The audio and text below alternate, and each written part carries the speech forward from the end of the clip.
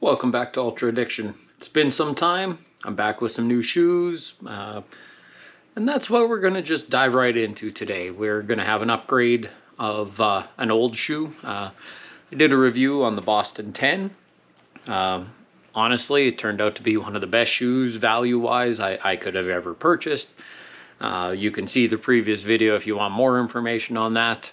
I was hoping that I was going to buy the Boston 11. Honestly, Boston 10 did so much mileage as a long run, easy day shoe that I never needed to buy the 11. It is starting to get a little tired out. I am at 1,800 kilometers and counting.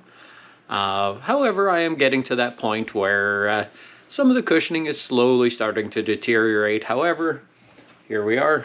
We still have full tread, all kinds of everything good. I'm not sure if you can see it, a little dirty because I take it on everything, but we do have some wear in here, but still tread left.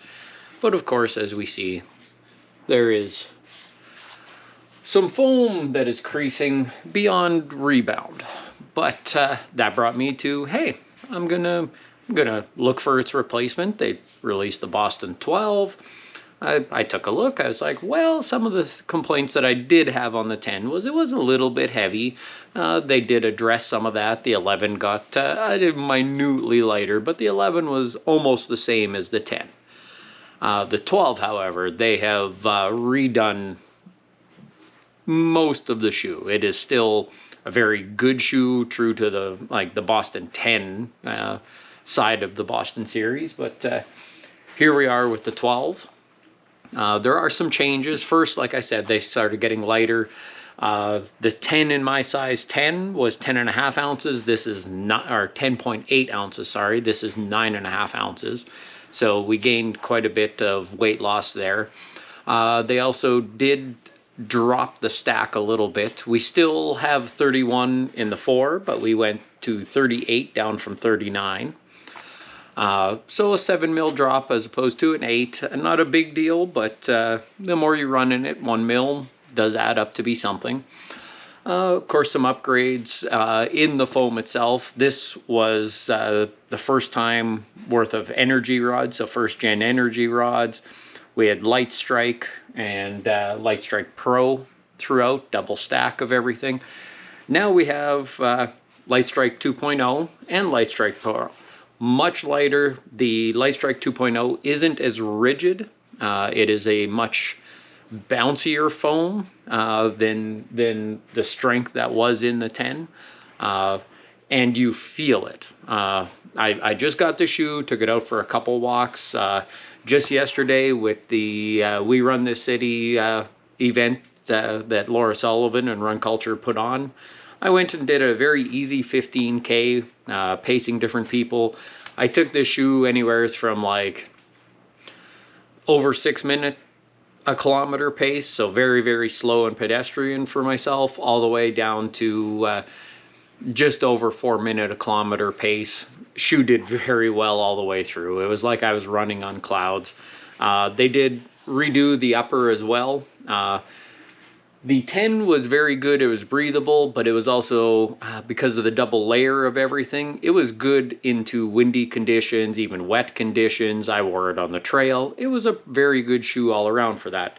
I'm eager to see how the 12 will produce in those. It is a much more breathable, more minimalized. It is a gusseted tongue. I'll see if we can get a good video or gusseted tongue all the way down. I wish they would have picked a different color for the gusset and everything that comes up into the lacing, but can't win them all. I got blue, can't complain. Much more minimalist. We have just a little bit on the collar of foam rather than the whole thing. It's not over plushed. For me, I like that. Less chance for rubbing for myself. Everybody's a little different. Some people like a lot of plush. I like how they've simplified it. The tongue is good, but with the gusset that comes down, it doesn't go the full way. It's only like about a 10% gusset. Way down here, it's gusseted up a little bit, and then the lacing system is what actually takes the rest of it. So a little bit different. It's still true to the Boston that I've had. Takes a little bit of time to figure out your lacing.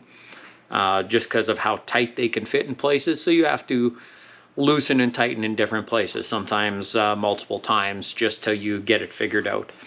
Again, Continental rubber on the bottom. It is a little bit thinner, but a little bit better all the way around than the 10. Again, 1800K and counting. Who knows? Sky's the limit. Like, I think I'm going to easily get 2000 on the 10. We'll see how well. Usually a softer foam rebounds not as well, and you wear out the foam faster than you're going to wear out the tread. However, I do like the simplistic, but plenty of tread. Like, it's been onto the grass a little bit. It's been on the asphalt. Everything is very, very nice. They taper everything very nice. Honestly, a very, very good upgrade to it.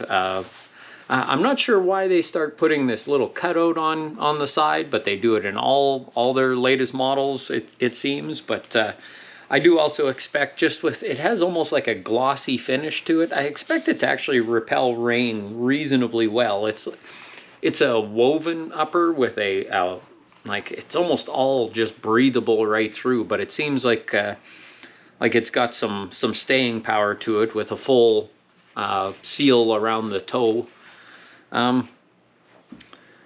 It is, again, to Adidas, what they're doing is parlay plastics, recycled plastic from the ocean and that. So you do have a little bit of that feel to it, but I have it in all their other shoes, and honestly, it has been very good. It's very breathable, but again, it holds the water out, and I expect that to go with this.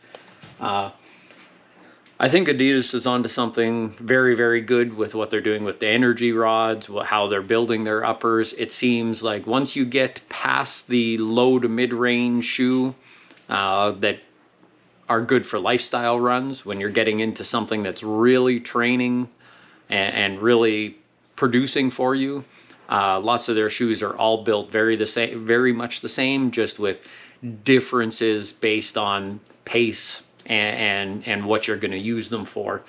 I have went out and I bought last year, I purchased basically the whole line. I bought the Takumi Sens just for up to half marathon.